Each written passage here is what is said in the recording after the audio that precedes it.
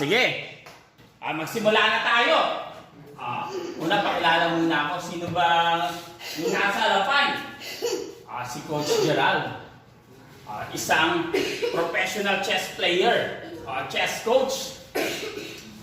Dito sa Binyan, ang goal natin, dumami yung mga chess player katulad ng basketball.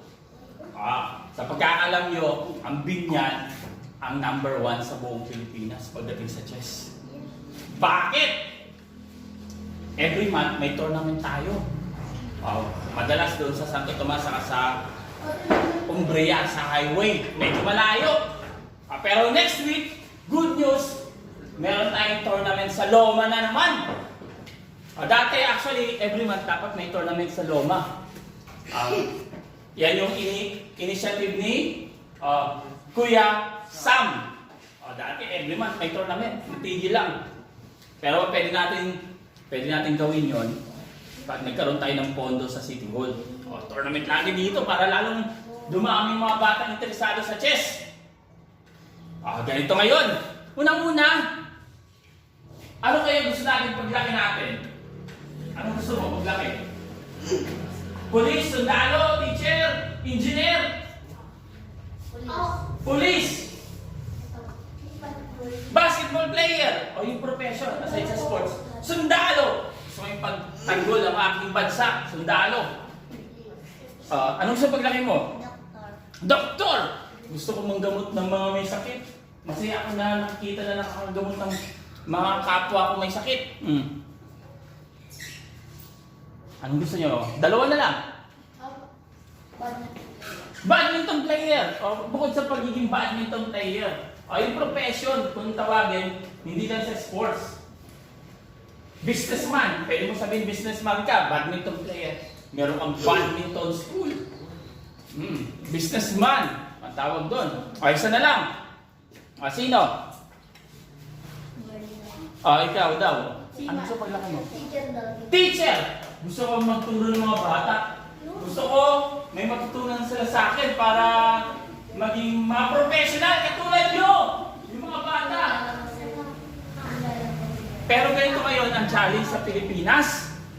Ang challenge, lahat tayo may pangarap. Lahat tayo gusto maging professional. Maging doctor, maging teacher, maging engineer. Maging sundalo, maging businessman, maging accountant. Nurse.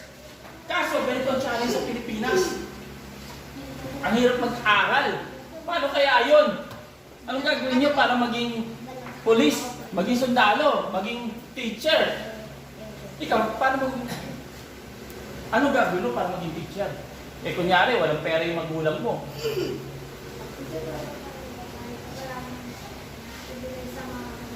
Paano ka magiging teacher? Paano ka magtuturo kung hindi ka graduate? Magsisikap. Pwede. Kaso kaya nagsikap ka, at medyo malaki yung tuition, hindi mo kaya. Ano kaya yun? Kakayanin. Alam niyo ba ang pinakamagandang scholarship sa lahat ng scholarship? Ang pagiging varsity. Ang pagiging magaling sa isang sports. Ikaw, kung magaling ka sa badminton, pwede. Pag pumasok ka ng mga school, wala kang babayaran. May piso. May allowance ka. Wow! Jackpot! May pagkain ka. Jackpot! May dorm ka. May tirahan ka. Jackpot! Tapos, gusto maglaro ng abroad. May allowance ka. Jackpot! Na-hospital ka sa pagtitraining. Coach, na-injured ako. Libre hospital. Jackpot! Ang pinakamagandang scholarship sa lahat ay pagiging varsity. Ngayon, lahat ng sports madaling matutunan. Kahit badminton, basketball, chess, table tennis, lahat yan, madaling matutunan. Pero ang challenge ganito, paano maging magaling? Yan ang tanong. Siyempre, hindi ka kukunin ng mga school pag hindi ka magaling. Tama ba? Ngayon, paano maging magaling? Kailangan mo ng dedication. Pasok, pwede. Kayo, pwede rin. Kailangan nyo ng dedication. Dapat araw-araw tayo nagtitraining kung gusto talaga natin gumaling. Tapos, coach, ang hirap pala. Ang dami pa mas magaling sa akin. Magpupuit na ako. Yung ba yung ugali ng isang champion? Hindi. Tama. Sa buhay, nakikita natin na marami pa mas magaling sa atin. Pero syempre, kung gusto natin mas gumaling, pwede natin talunin yung mga yan in the future. Basta ano yung kailangan natin gawin? Mag-training lang, maging positibo lang. Ngayon, coach, ano kaya magandang sports? Kahit anong sports gusto nyo. Pero, pag sinabi natin nandito tayo, ibig sabihin, gusto natin ang chess. Para saan pa? Bakit tayo pumunta dito? Siyempre gusto natin matutunan, di ba? Siyempre, coach, magiging magaling ba ako? Isa lang ang sagot ni coach. Magiging magaling kayo. Basta isipin nyo, lagi, magiging magaling ako. Marami nang gumaling sa binyan. Ang isang grandmaster, si John Paul Gomez. Meron pang mga Philippine team sa binyan. Sila Marticio. Yung babaeng Marticio. Ang bata pa, ang galing. Philippine team. Marticio, si Francesca sa FPU. Si Vladimir, varsity sa Perpetual. Pero magandang pakinggan pag mga nasa Lasal, Ateneo, UST, yan. UP, yung mga top 4 school. Yan, hindi yan matinag-tinag na school. Lagi silang nasa top 4. Tandaan nyo lagi yan. Gusto mag-aaral sa Lasal. Isipin nyo, Lasal, Ateneo, UP, UST. Apat na yan, hindi yan natitibag. Lagi yan nasa top 4. Magkano yung tuition? Mahal. Ngayon, dumako na tayo sa chess. Tingnan natin ang chess. Dito. Tingin ko, coach, ang dali lang matuto. Tama kayo. Madali lang. Ang dali lang matutunan ng chess. Coach, ang dami mong pyesa niyan. Actually, 6 lang yan. Pag isa-summarize mo. 6 lang. Ang una, yung rook. Yung rook. Sumunod, may mga rook. Sunod, knight. Sumunod, bishop. Queen. King. At pawn. Yan lang naman. Yan lang ang totally pyesa sa chess. 6 na moves. Parang 1 to 6 lang. 1, 2, 3, 4, 5, 6. Dali lang talaga matutunan ng chess. Tulad ng sinabi ko, lahat ng sports madaling matutunan. Pero ang pagiging magaling ang challenge. Dahil lahat madaling matuto, sino yung champion? Yun yung nag-training ng gusto. Yung gustong gumaling. Yung gustong champion. Champion mindset. Ang dali lang. 6. Sino yung mga hindi pa marunong mag-moves? Pwede kayo tumaas, huwag kayo mahiya. Sino hindi marunong? Ilan? 8. 8. Sige, mamaya bibigyan natin yung mga sasagot. Sa chess, meron tayong 6 pieces lang. Ngayon, simulan natin sa hindi marunong. Sige. Sa chess, meron tayong 6 pieces.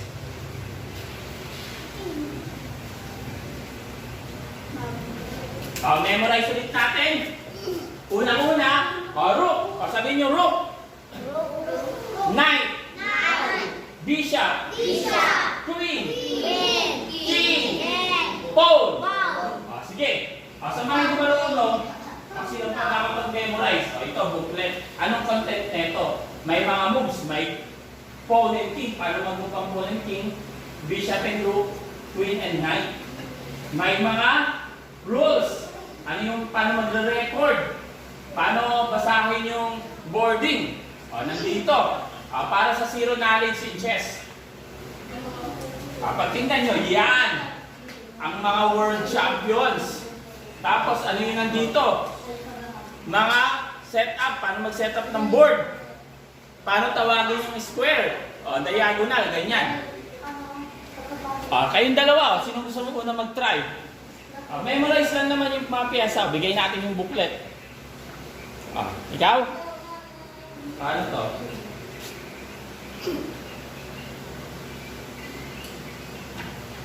So, memorize lang 6 pieces. Dali lang. 1, 2, 3, 4, 5, 6. Ano yun? Rook, knight, bishop, queen, king, pawn. Anim yan. Sino? Yung mga mga zero knowledge. Sa mga nataas kanina. Ano? Sino? Ikaw alam mo na eh. Madali na yan eh. Yung mga hindi pa alam mo yung mga bago lang. Ano to? Rook. Knight. Bishop. Queen. Tahimik lang. Queen. King. Ayan po. Bigyan kita ng booklet. Yan. Yan yung mga moves. Paano mag-moves. Sino yung sa likod? Sa akin hindi pa marunong. Marunong ka yata. Alam mo yung mga moves eh.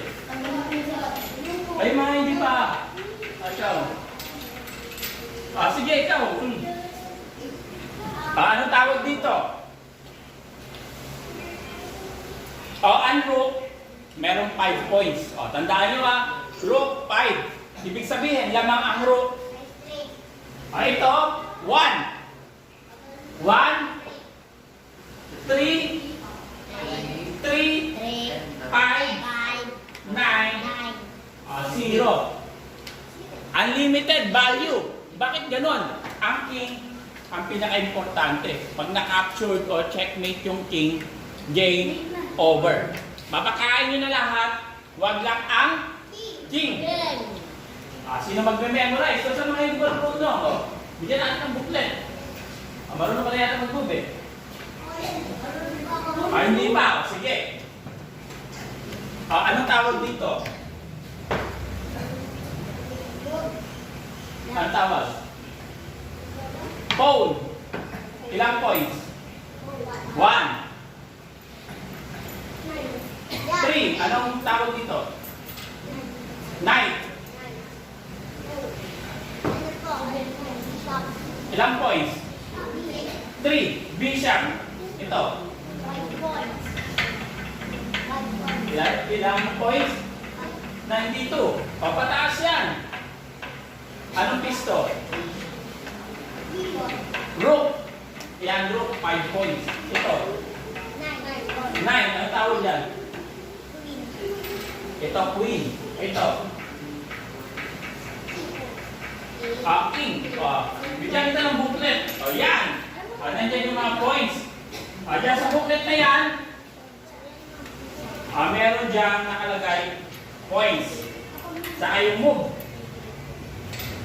For example, sa day 3, paano mag-move ang pawn? Ayan, ang setup ng pawn. Day 3, ilang points yung pawn? Value, 1. Nandyan. Sa day 4, ano yung day 4? Rook and bishop. Sa day 4, may rook and bishop. Ilang points yung bishop? Value, 3. Nandyan. Dito, yung rook, 5. Nandito nakalagay. Rook and bishop.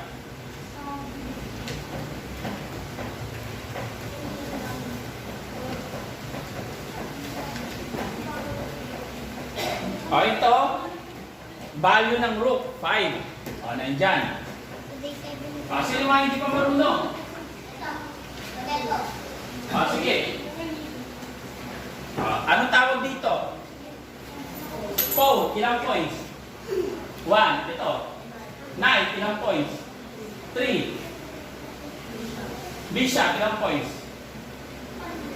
Pataas yan. May hit ka na pag ganun. Ilang points? 3. Anong tawag dito? Rook, ilang points? 5. Queen. 9. King. Bigyan natin, para sa mga hindi marunong, ito. Level 1. Nandito yung pag-record ng move, yung mga value, yung mga square, tawag sa pag-move. Ngayon, dumako na tayo sa move. Una-una yung rook. Yung rook may 5 points. Mamaya, malalaman nyo bakit ang rook ay 5, ang bishop ay 3. Depende sa move nila.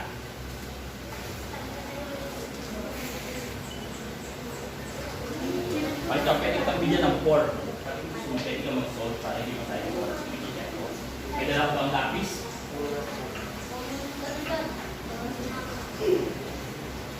Dito, rook. Paano ba mag-move ang rook? Straight. Pataas. Pakanan. Pakaliwa. Pababa. Tulad ng sinabi ni Coach, para lang yan. 1, 2, 3, 4, 5, 6. Matuto ng chess. Ang dali lang. Madali lang matuto mag-chess. Ngayon, paano move ng rook? Number 1, rook. Paano rook? Letter T. Straight. Dali lang. Ngayon, sa chess, maraming mga pyesa, di ba? Paano pag may mga nakaharang? Obstacle.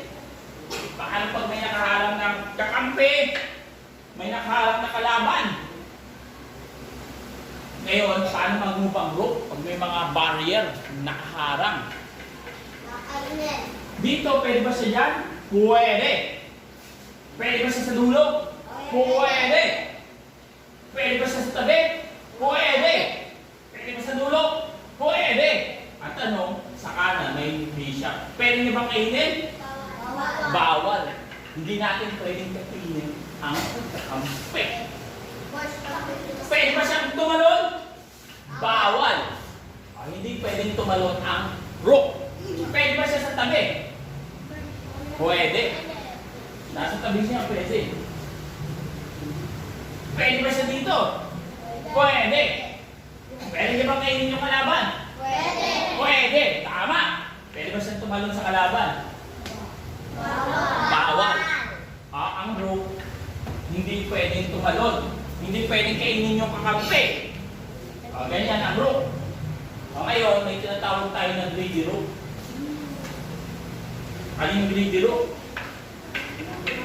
Yan yung kakainin mo yung mga pawn ng tuloy-tuloy, nang walang tigil.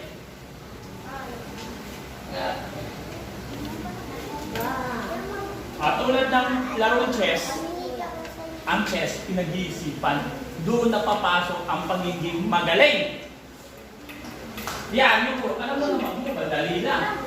Ang tanong, paano maging magaling? Ang sagot, yan, umasolve nyo yan ng mabilis, ibig sabihin, may potential kayo sa chess. Diyan natin makikita ang tinatawag na gifted. Dahil sa lahat ng laro, lahat ng sports, so umpisa pa lang, makikita mo kung sino may potential.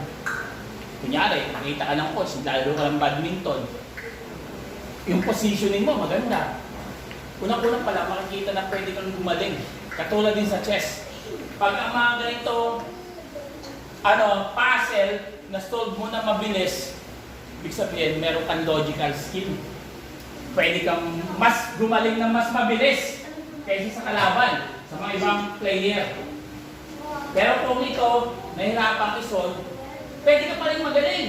Kaso, takes time. Pero may mga tinatawag tayong genius, gifted. Sino gusto mag-try? Example, bigyan ko kayo ng example, ganito. Paano sagutin ng ganito? Unang-una, ang tamang sagot ay ito, kaliwa.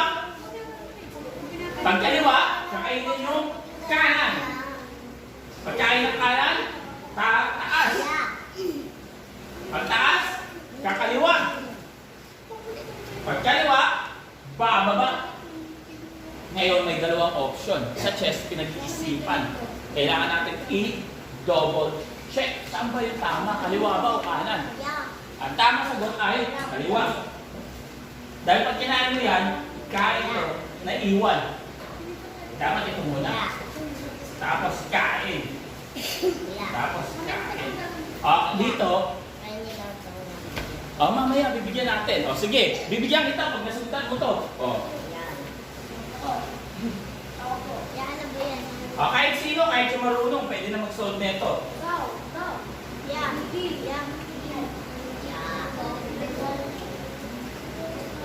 Sino gusto mag-try? Ito, sige ikaw. Gumanyan kayo. Ikaw, sige. Saan ang tamang capture? Sige nga.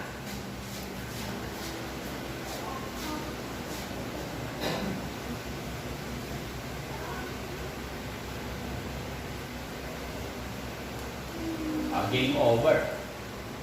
Wala na pwedeng kainin. Talo.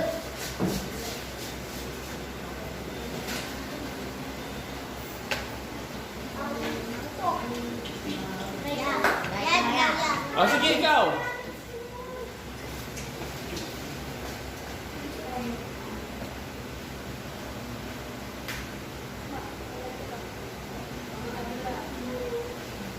Game over. Kapag kaya mo dito, wala kang susunod. Wala na. Dapat tuloy-tuloy. Try niya lang. Try daw. Try daw po. Sige ikaw. Pinag-iisipan yan.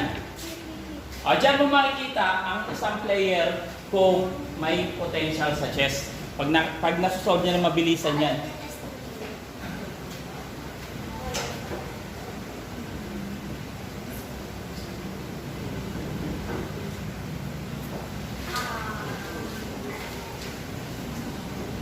Sige. Hindi pwede. Nandito yan. Pag ganyan, wala na kakainin. Kakainin mo ito. Kain, kasi game over. Ako na. Alam ko na po. Pwede mo ito kainin.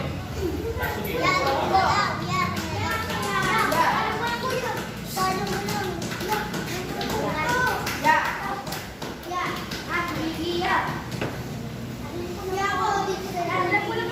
Sige. Tingnan natin. Sabi niya, alam niya daw eh. Parang yung ginawa mo kanina. Wala. Kung tira mo dyan, hindi mo wala. Bawal. Dapat tuloy-tuloy. Dapat non-stop.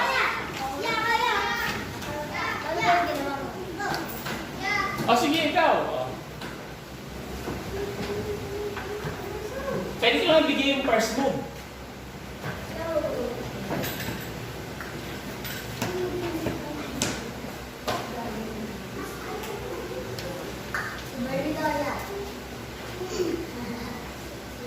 Yan ang tamang good move. Tama.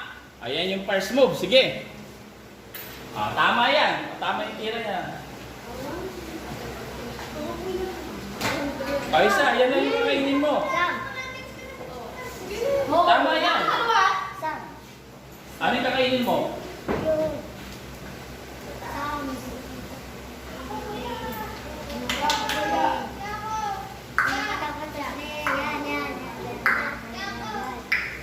Hindi pwede yan. Nandito ka eh.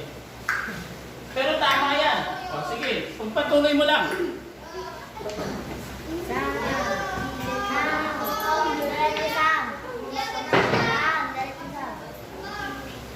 Tama yan. Ano yung sunod? Straight. Yan. Sige. Sunod. Yan. Tama. Yan. Ngayon, tama. Ngayon, pag-isipan mo. Sa taas ba o sa baba? Saan bawal yun? Nandito ka. Yan. Ngayon, sa taas ba o sa baba? Pag-isipan mo. Isa tama, isa mali. Sa taas ba o sa baba? Baba. Hoy! Baba. Baba. Sam. Maniwala ka, Sam. Baba. Baba. Baba. Baba. Baba. Pag-isipan mo. Taas, Sam. Baba. Baba. Baba. Sam. Baba. Yan! Tapos, kakainin mo. Yun, di ba? Marunong ka na mag-move, di pa? Bigyan kita ng booklet. Booklet. Yan.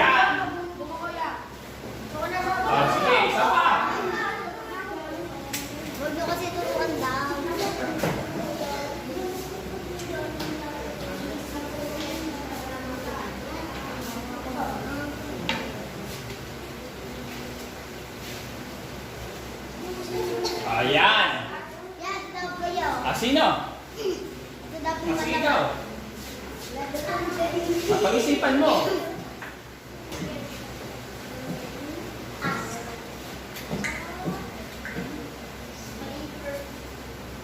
Paano mo sabing mali yung first mo?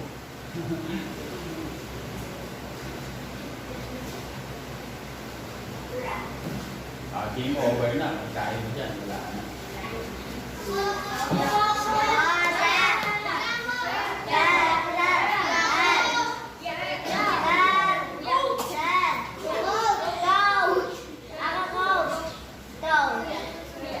Sige.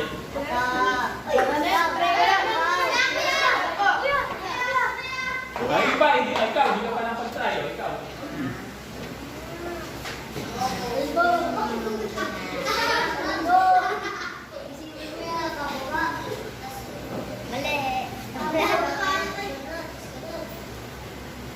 Tama. Tama yung first mo. Tama. Tama. Yan. Tama. Oh. Yan. Tama. Ang galing. Marunong ka na mag-move. Marunong ka na. Bigyan kita ng level 2. Level 2. Marunong na. Level 2. Level 2, mga tactics na.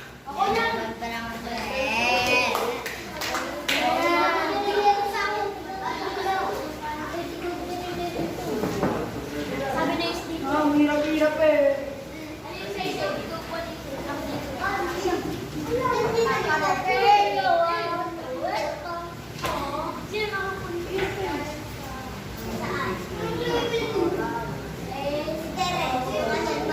Yan. Sino pa? Ikaw, sige.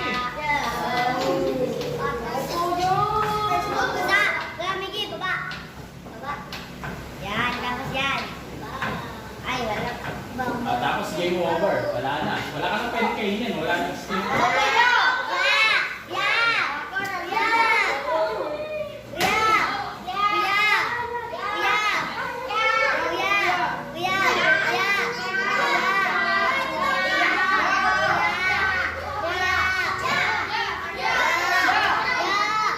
Ikaw, sige.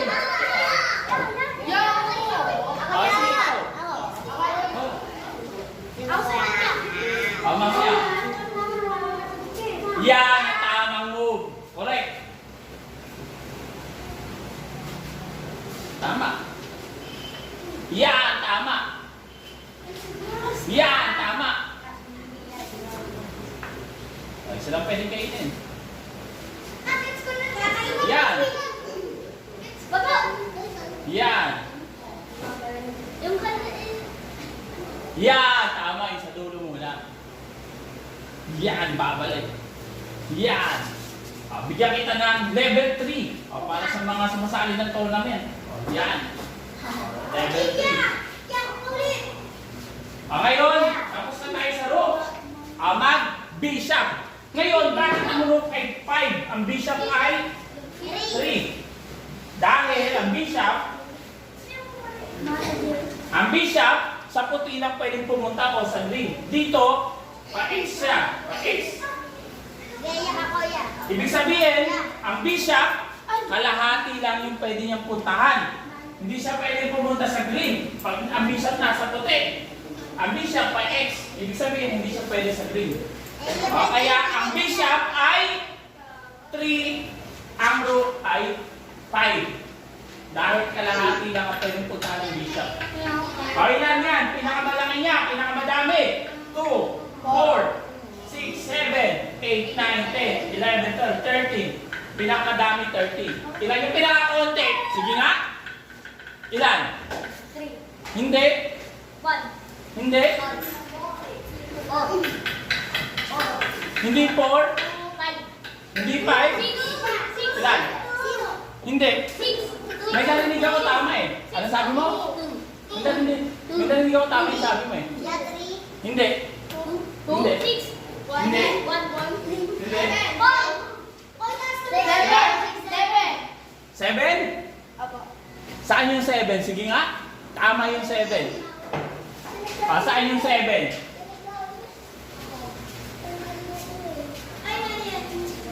Ang sagot? Ako po. Ang sagot, 12. 12 squares ang may 7. Ay. 12. 12 na square may 7. Pero 7 square pwedeng punta ng bishop. Saan yun? Sige. Saan nilalagay ang bishop na may 7 lang na square? Ito, 13. 1, 2, 3, 4, 5, 6, 7, 8, 9, 10, 11, 12, 13. Saan yung 7? Ako. Doon. Saan? Saan nilalagay ang bishop? 7. Saan square? Saan nilagay? Dito, 7. Tama. 1, 2, 3, 4, 5, 6, 7. 7 square. Saan pa? Dito, 7.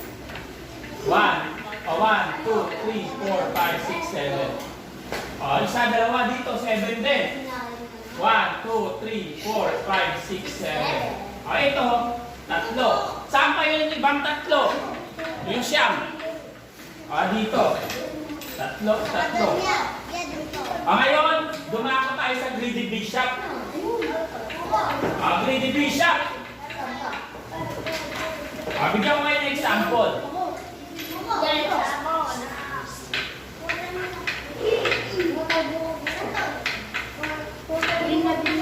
Ganyan. Tingin na sa board. Paano mag-move ang bishop? Pa-X. Kain. Ngayon, alin ang tama? Ang tama ay dito. Yan. Tapos, kakainin niyo yung phone. Tapos, gaganyan. Kakainin ulit. Tapos, kakainin. Ngayon, may dalawa ulit. Saan kayo tama? Sa kaliwa o sa kanan? Tama, sa kanan. Diba tama ako? Tapos, babalik. May balik. Tapos may pabalik. Yan. Sige. Tingnan natin sino yung ready na. Oo.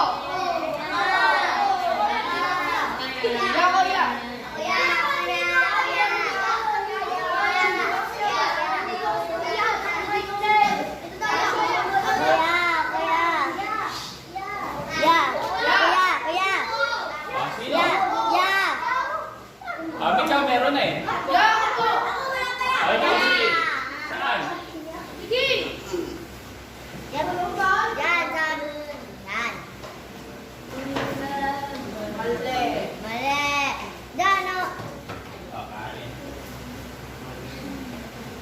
Game over. Hindi pwede. Nandiyan, hindi ko man yan. Pwede mo kainin yun. Ang problema, game over. Wala ka na pwede kainin pa rin. Ako po ya.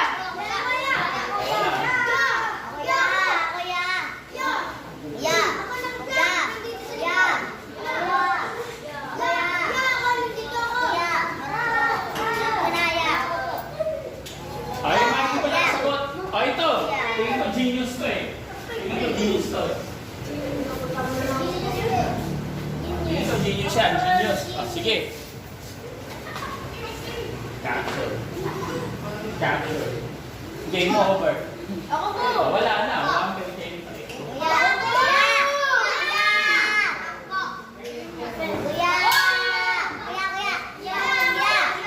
Sige, sila ulaw. Sige, tingnan natin.